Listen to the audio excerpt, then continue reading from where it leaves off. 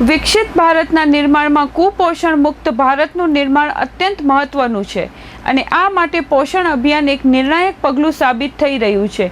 ગુજરાત સહિત સમગ્ર દેશમાં વર્ષમાં 2 વખત સપ્ટેમ્બર મહિનામાં પોષણ માસ અને માર્ચ-એપ્રિલ મહિનામાં પોષણ પખવાડિયું ઉજવવામાં આવે છે, જેમાં ગર્ભાવસ્થાથી બાળકના બીજા જન્મદિવસ સુધીના પ્રથમ 1000 દિવસના સમયગાળામાં યોગ્ય પોષણના મહત્વ પર ભાર મૂકવો, સમુદાય આધારિત કાર્યક્રમ દ્વારા અતિ ગંભીર કુપોષણમાં સુધારણા માટે નક્કર કાર્યવાહી કરવી, બાળકોમાં સ્થૂળતાને અટકાવવા તંદુરસ્ત જીવનશૈલી અને ખોરાકની આદતો વિશે જાગૃતિ ફેલાવવી જેવા વિષયો પર કામગીરી કરવામાં આવી હતી। કચ્છ જિલ્લા પ્રોગ્રામ અધિકારીઓએ આ અંગે ચંચળ ન્યૂઝ સાથે વાત કરી હતી। મારું નામ દશરથ પંડ્યા, જિલ્લા પ્રોગ્રામ અધિકારી ICDS કચ્છ। અત્યારે આપણે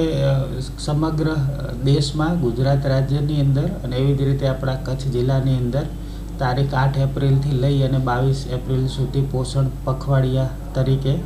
પોષણની જે વિવિધ કામગીરીની યોજનાઓ છે એને સઘન રીતે અમલમાં મુકાય એના માટે થઈ અને 15 દિવસનું પોષણ પખવાડિયાની ઉજવણી કરવામાં આવી છે। આ ઉજવણીની અંદર અલગ અલગ 4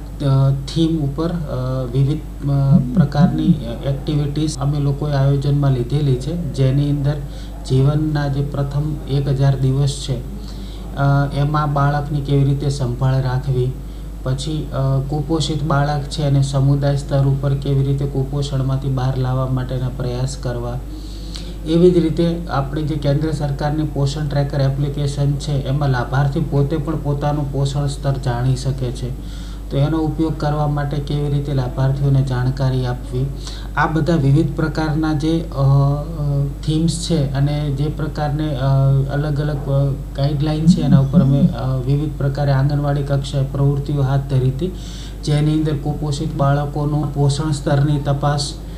જે તાજા જન્મેલા બાળકો છે એની સાર સંભાળ કેવી રીતે રાખવી, પછી જે બાળકોની અંદર સ્થૂળતા એટલે કે મેદસ્વીપણું છે તો એવા બાળકોને પણ કેવી રીતે સાર સંભાળ રાખવી, આ બધા ઉપર તમામ 2000 આંગણવાડી કેન્દ્રો છે કચ્છ જિલ્લામાં, એમાં આ પ્રકારની પ્રવૃત્તિઓનું આયોજન કરવામાં આવ્યું હતું।